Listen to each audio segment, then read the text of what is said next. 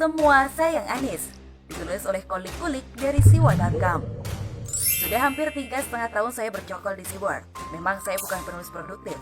Saya menulisnya karena pengen menulis, nggak ada yang ngejar-ngejar. Itu prinsip saya, karena dikejar-kejar debt collector buat saya sudah cukup melelahkan. Kalau hari ini saya memutuskan untuk menuliskan tentang Bapak Anies Baswedan, tentu bukan kebetulan.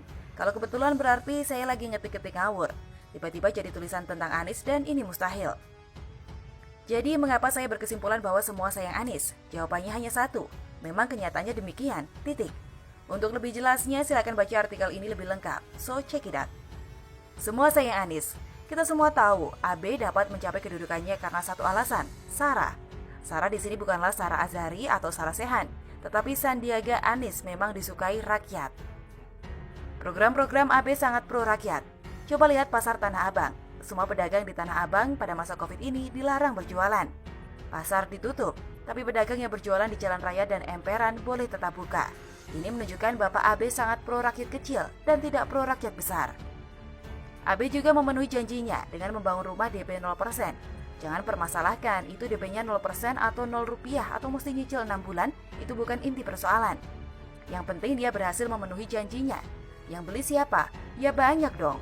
Yang beli apakah masyarakat ekonomi bawah? Tentu saja. Nggak mungkin dong. Raffi Ahmad atau Jering SID yang beli. Pastinya rakyat kecil. Semua sayang Anies. Program andalan OKOC yang fenomenal itu berhasil dengan sukses. Walaupun program ini ditinggalkan oleh Sandiaga yang memutuskan untuk majunya Wapres, tapi tidak membuat OKOC jadi terbengkalai. Para Ahoker gagal move on pasti mempertanyakan, mana kenyataannya? Mengapa OKOC tidak ada gaungnya sama sekali? Itu sebenarnya salah media. Media bayaran dari penguasa yang zalim pasti berusaha menutup-nutupi keberhasilan dari Gubernur seiman. Tapi bisnis OKOC ini sudah terbiasa menerapkan ilmu padi, makin berisi makin merunduk. Jadi memang tidak dipamer-pamerkan kesuksesannya. Semua sayang Anies.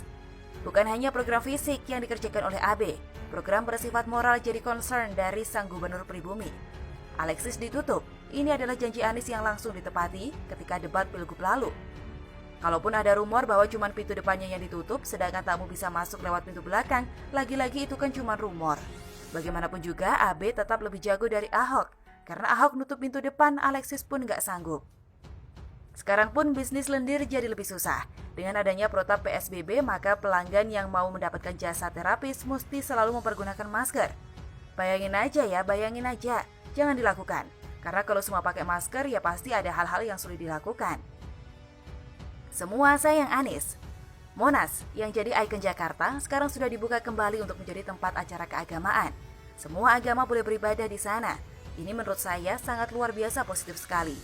Bayangkan, mana ada tempat yang lebih representatif untuk melakukan ibadah kalau bukan Monas. Kalau bukan Gubernur Anies yang melakukan terobosan, pasti tidak ada yang sanggup. Semua sayang Anies. Anies bukan hanya mahir menata kata. Anies bukan hanya mahir menata kota. Dia juga pintar menata kata. Coba kita lihat satu persatu. Kata normalisasi diganti dengan naturalisasi.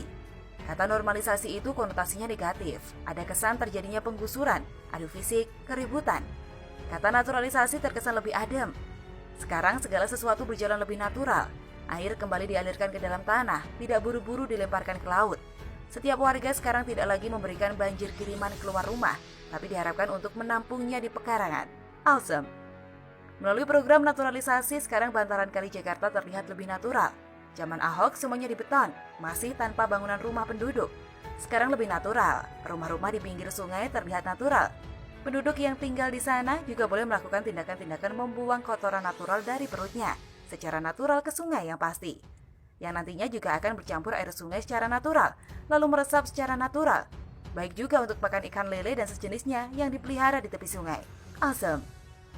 Tema normalisasi tentu berkaitan erat dengan reklamasi. Kata pulau reklamasi sekarang sudah berganti nama dengan nama-nama pantai. Tentunya ini sangat menyegarkan.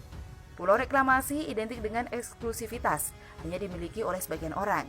Sekarang dengan adanya nama-nama pantai, semua rakyat Jakarta bisa merasa memiliki. Bahkan barusan pantai atau laut didatangkan langsung ke dalam pekarangan rumah warga Jakarta. Semua sayang Anies. Nama Anies juga bisa dikonotasikan dengan kata harapan.